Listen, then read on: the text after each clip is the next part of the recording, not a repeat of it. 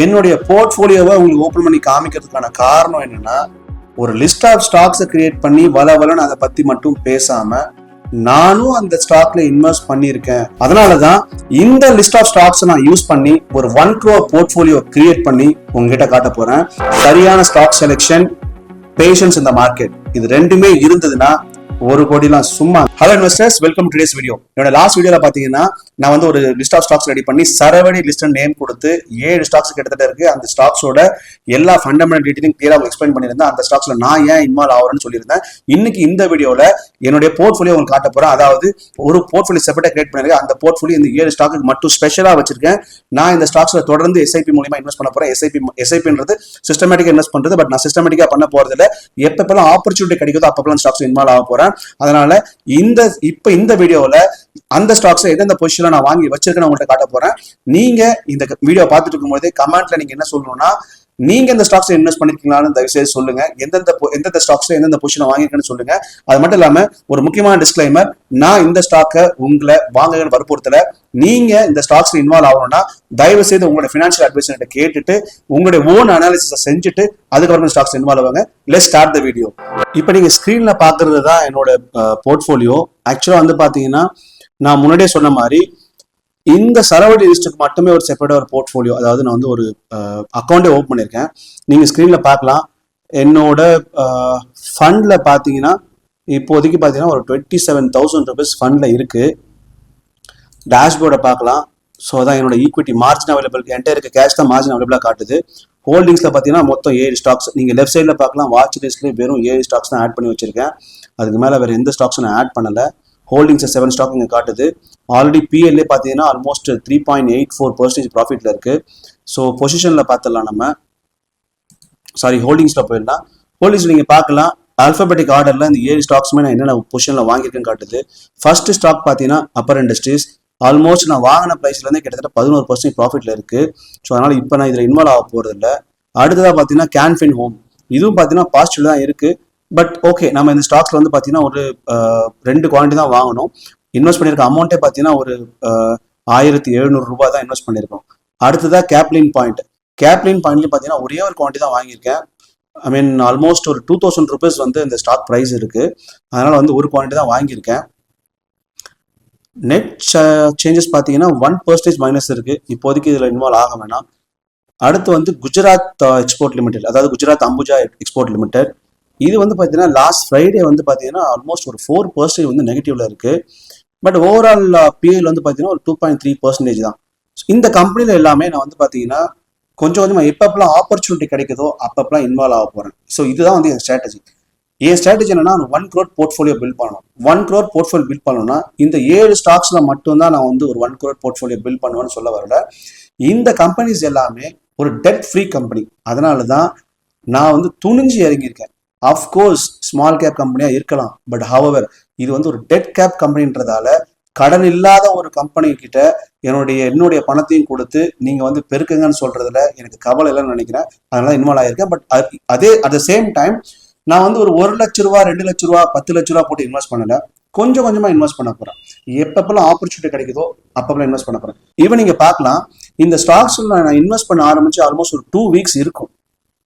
But இருந்தாலும் நான் என்னுடைய ஃபண்ட்ல வந்து பார்த்தீங்கன்னா கிட்டத்தட்ட ஒரு 27K வந்து அப்படிதான் வச்சிருக்கேன்.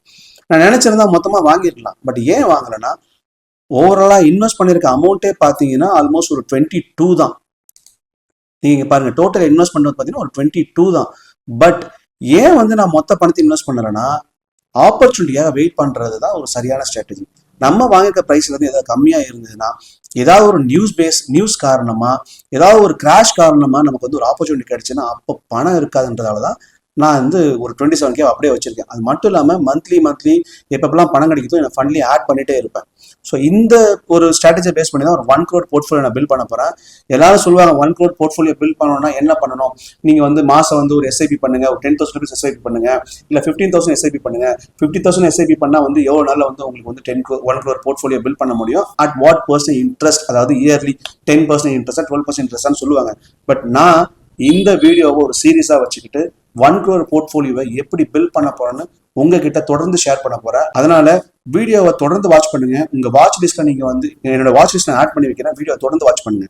ஸோ அடுத்து நான் வந்து பாத்தீங்கன்னா குஜராத் அம்புஜா எக்ஸ்போர்ட் லிமிடெட் சொன்னேன் இல்லையா, பட் இருந்தாலும் போர்ட்ஃபோலியோல பாத்தீங்கன்னா ஒரு 2% வந்து ப்ராஃபிட் இருக்கு.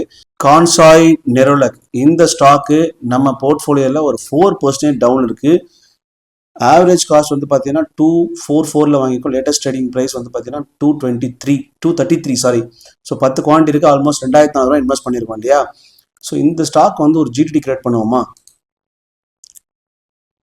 அதுக்கு முன்னாடி சார்ட் ஓப்பன் பண்ணி பார்த்துடலாம்.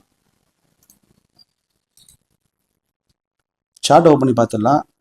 5 days chart is of course down ஆயிருக்கு. 5 years சார்ட்ல ஒரு 220க்கு வந்ததுன்னா 224க்கு வந்ததுன்னா இல்லை 219க்கு வந்ததுன்னா இதை வாங்கலாம். அதனால ஒரு ஜிடிடி கிரியேட் பண்ணுவோமா? Kansai Nerolac limited. ஸோ இந்த கம்பெனியில் ஒரு ஜிடிடி கிரியேட் பண்ணுவோம். பையில் போயிட்டு ஒரு 20 குவான்டிட்டி அட் வாட் ப்ரைஸ்? ஒரு 220னா ஆல்மோஸ்ட் வந்து ஒரு 4000 rupees நமக்கு வந்து தேவைப்படுது. ஓகேங்களா, நம்ம வந்து பை கொடுத்து வச்சிடலாம். ஸோ இப்போ பார்த்தீங்கன்னா ஜிடிடி கிரியேட் பண்ணியிருக்கேன். பார்ப்போம் என்ன நடக்குதுன்னு பார்ப்போம். ஸோ நமக்கு 220ல கிடைச்சதுன்னா இந்த ஸ்டாக்ஸை மறுபடியும் வந்து இன்வால்வ் ஆகலாம். அது ஒரு 20 குவான்டிட்டியாக வாங்கிடலாம். சரிங்களா. அடுத்ததாக வந்து பார்த்தீங்கன்னா நாசில் லிமிடெட். நாசில் லிமிடெட்னு பார்த்தீங்கன்னா ஒரு 10 குவான்டிட்டி வாங்கியிருக்கேன். இன்வெஸ்டட் அமௌண்ட்டு ஒரு 1700 தான். பாலிமர் லிமிடெட்டில் பார்த்தீங்கன்னா ஒரு 3000 இன்வெஸ்ட் பண்ணியிருக்கேன். ஆல்மோஸ்ட் 4000 இன்வெஸ்ட் பண்ணியிருக்கேன். அதாவது பாலி மெடிக்யூர் லிமிடெட் இது ஆக்சுவலாக.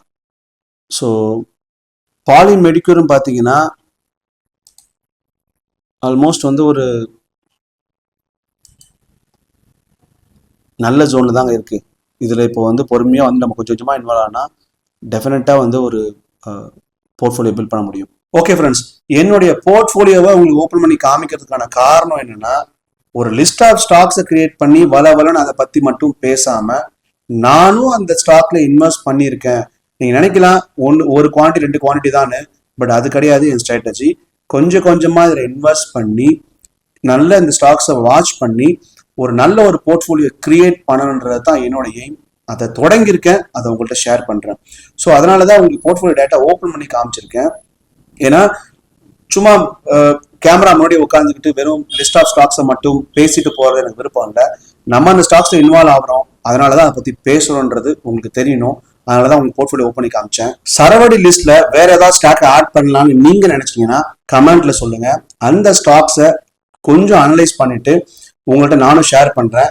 நானும் என்னோட போர்ட்ஃபோலியோ ஆட் பண்ணிட்டு உங்களுக்கு லைவா காட்டுறேன். இந்த லிஸ்ட் ஆஃப் ஸ்டாக்ஸ்ல ஒரு சில ஸ்டாக்ஸ் ஸ்லோவா இருக்கும், ஒரு சில ஸ்டாக்ஸ் ஸ்டெடியா இருக்கும், ஒரு சில ஸ்டாக்ஸ் நல்ல எக்ஸ்ப்ளோசிவா இருக்கும்.